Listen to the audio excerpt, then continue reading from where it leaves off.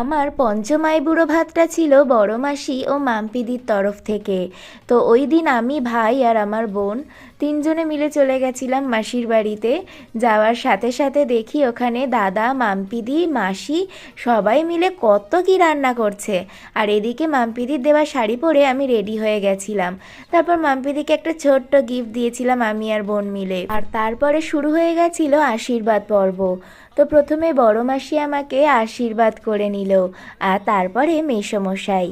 আর তারপরে আমি বললাম, মাম্পিদি তুমি আর দাদা দুজনকেই কিন্তু আমাকে আশীর্বাদ করতে হবে।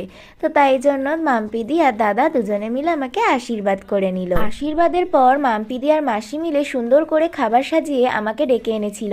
আমি তো দেখে অবাক, এখানে করেছিল বিশাল আয়োজন। ছিল ভাত, 5 রকমের ভাজা, ডাল, চিংড়ি মাছের মালাইকারি, এখানে একটা মাছ ছিল, তারপর পাবদা মাছ, মাটন, পায়েস, চাটনি, পাঁপড়, মিষ্টি, স্যালাড। আর এখানে বড় মাসি, মাম্পিদি দুজনে মিলে আমাকে সুন্দর একটা তত্ত্বে ট্রেতে করে শাড়ি আর কিছু গিফট সাজিয়ে দিয়েছিল। আর ছিল স্ন্যাক্সের ট্রে। আর বাড়ি ফেরার সময় এই পার্কটা দিয়ে যখন ফিরছিলাম তখন আমার একদম ছোট্টবেলার কথা মনে পড়ে যাচ্ছিল, যখন আমি আর মাম্পিদি এই পার্কে এসেই খেলতাম।